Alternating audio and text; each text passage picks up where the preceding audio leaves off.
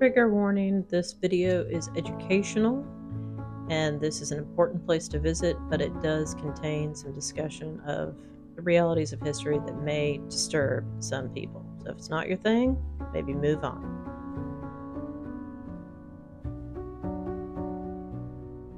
So we visited McLeod Plantation on a perfect spring day. It's $20 per person, but since we were going to Kaw Nature Center tomorrow, we got the Charleston County Park Pass. It's an annual pass called a Gold Pass for $95 because then we have access to most of their park system. I learned on the tour later that the porch with the columns was added in the early 1900s to attract tourists who had a very romanticized version of plantation life. Most of that is due to Gone with the Wind, both the novel and the movie. The staff here at McLeod don't whitewash it at all and are very honest about what life was really like for enslaved people. In other words, really awful. There was a volunteer in the big house to answer questions and fill us in on how much things have changed in the past 60 years. The grounds are beautiful, the buildings are well kept, and all of it is incredibly beautiful.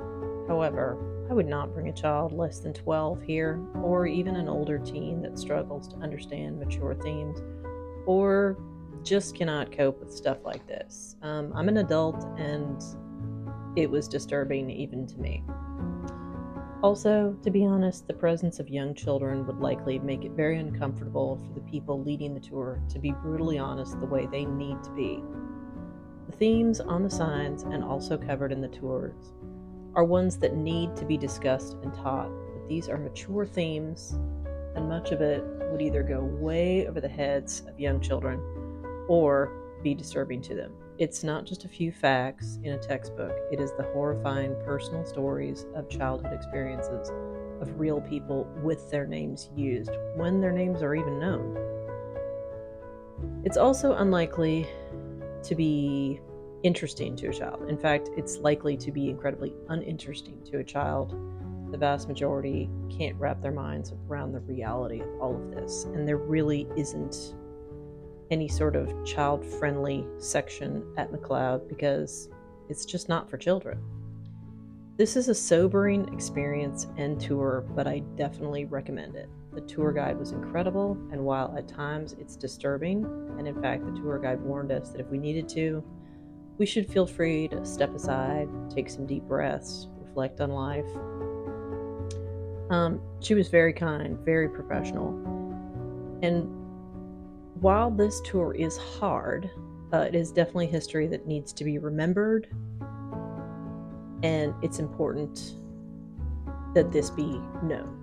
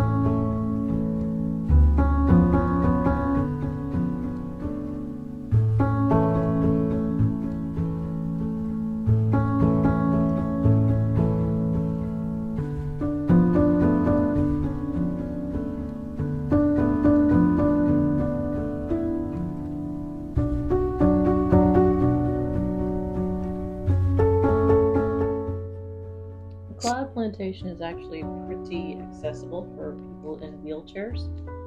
There's accessible parking. There's also accessible route to the Welcome Center and gift shop. And in that gift shop, there are accessible restrooms and water fountains. There are accessible picnic tables located at the pavilion. The trails might be problematic to somebody in a wheelchair. It is relatively flat, but it is not paved. So it's grass and there's some tree roots. Something to be aware of. In the big house, the only floor available to visitors is the first floor. You cannot go up into the second or third floor. The stairs are too steep for them to risk visitors possibly tripping and falling. But there is an elevator lift to get somebody in a wheelchair up into the big house to view the parts that are open to the public.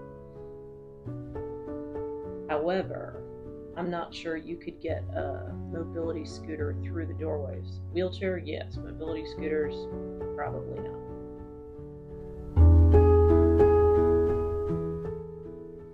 At its peak, McLeod was 900 acres. It was sold off bit by bit beginning in the 1920s.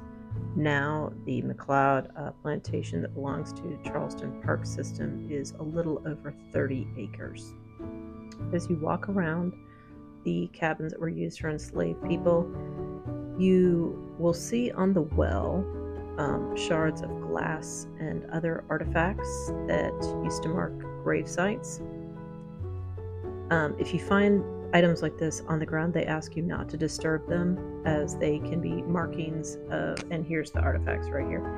They ask you not to disturb them or pick them up, as they can be marking graves.